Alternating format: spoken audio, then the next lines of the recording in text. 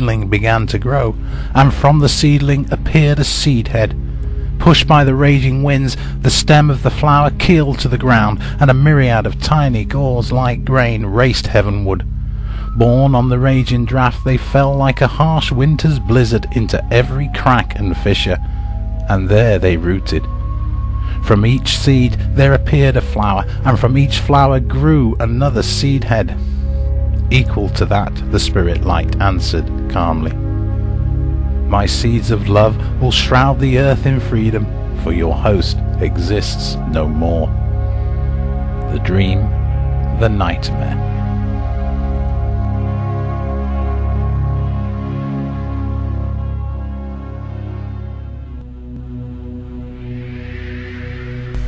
Welcome back, my name is Andy Radford and this is the Edge UK Studios Thursday Reports.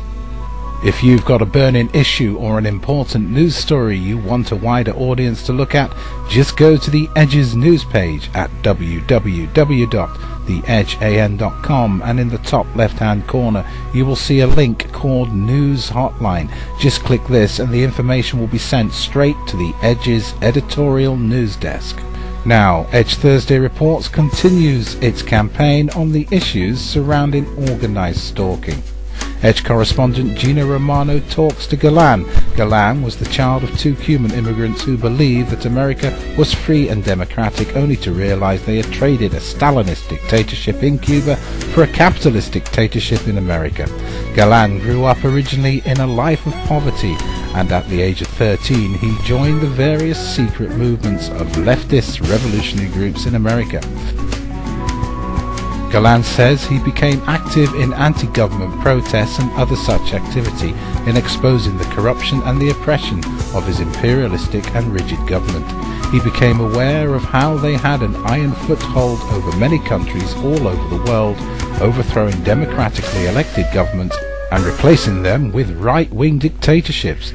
Galan says he made it his mission in life to fight the U.S.A. and other corrupt regimes around the world. Here is the interview now. Edge correspondent Gina Romano talking to Galan.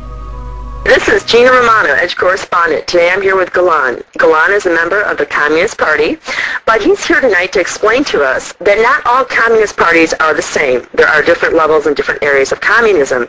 He's also going to discuss organized stalking with us and what he sees in the United States as growing fascism, and why he's against it, and why he's against Satanists, and what's going on in this country from his viewpoint. Galan, welcome to the show. Thank you, Gina, for having me. Thank you for coming out and speaking with us. This is very interesting because it's a different perspective, and not a lot of people know what communism is, especially if they're born here in the U.S.A., because we're not a communistic country. So this is very interesting, and I know you've expressed yourself on YouTube several times against Nazism and Satanism and organized stalking. So it's going to be great to hear your opinion. Why don't you begin by telling us a little bit about communism and why there's different areas of communism, and then we can go into the organized stalking, what you think is happening in this country and what you see with the fascist government rising that you think is trying to emerge. Yes, well, to start off with communism, let's even start by the name, because the name itself says a lot about it. Communism coming from the word commune or community or, just anything.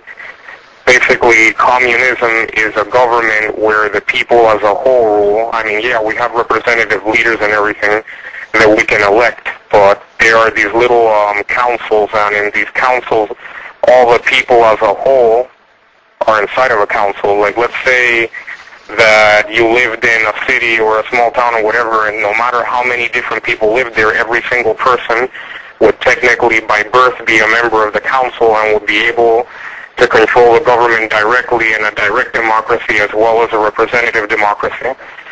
So communism has absolutely nothing to do with the dictatorship. The dictatorships are known as Stalinism, and the reason they're called that is because if you take a look at the Soviet Union under Lenin, when Lenin died, Joseph Stalin came to power, and he corrupted the entire regime and turned it basically into a right-wing military dictatorship with a bureaucracy. And when most people hear about communism, automatically they're thinking about Stalinist countries, but the truth is that there hasn't been an actual communist country since Lenin's Russia. That was basically the only real type of communism that existed as a worker state and everything, but when Lenin died, that all went down the drain. So most people, they don't really know the differences because in schools, they're fed these false information, these propagandas and everything that mixes one thing with the other, and sometimes they'll briefly mention the differences, and even then, they get the information all wrong. I mean, I've read, communist literature and studied it, and then I've compared it to what's been taught in schools. They can't even get the tiniest aspects of it right. One time I read in a textbook that a socialist is a communist who believes in democratic reform and not revolution, and that a communist believes in violent revolution, and that's not true. All communists in one point or another still believe in revolution, and all communists in one point or another are socialists, because socialism is the first stage of communism. Socialism is a government that's sort of interbred between capitalism and communism, where the workers and the people have control and power, but there's still vestiges of capitalism in it, because we treat capitalism the way we would treat a person who's addicted to drugs. When someone's addicted to drugs, you can't take it away from them right away because it'll cause more damage. You have to wean them off of it little by little. The same thing applies to socialism. We wean the people off capitalism little by little. There's still a payment system and vestiges of capitalism in it, but it's a step-by-step process to wean them off of capitalism. So socialism is an interbred government of both ideologies, and communism would eventually be a state system where the people would work not because they care about money or becoming rich or powerful, but because they just want to sustain themselves and respect the earth the way that our human ancestors did centuries ago, and just live together as a community and not live in such a materialistic, consumeristic society. But before we can ever get to that level, there's a lot of work that has to be done. Not everyone is going to respond to such a change positively. We have to do it little by little for our people, which is the human race as a whole, to really evolve and advance and just generally be enlightened to the point where we could ever get to this point, where we could ever achieve that. Because right now you could probably take small groups of people who are willing to live that way and not exploit others for money or anything like that, who love each other like a family, but those are just small groups compared to huge populations of people that what happens when you wean people off of capitalism?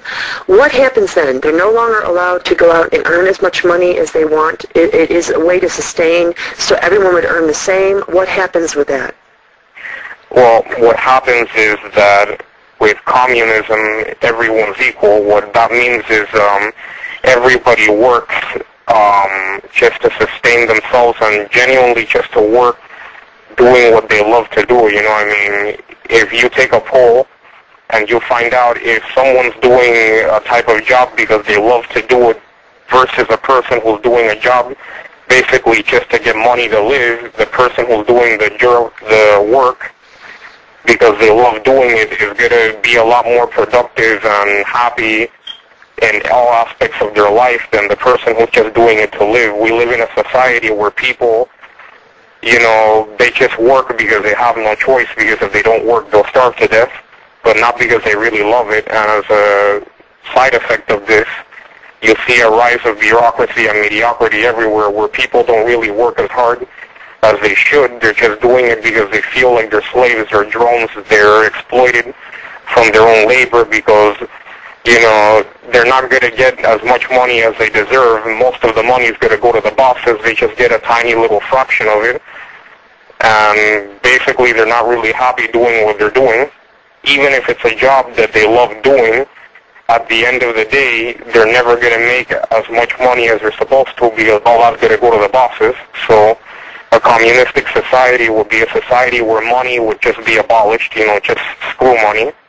We wouldn't need it anymore. We wouldn't have want for it anymore. everyone would work together for a free and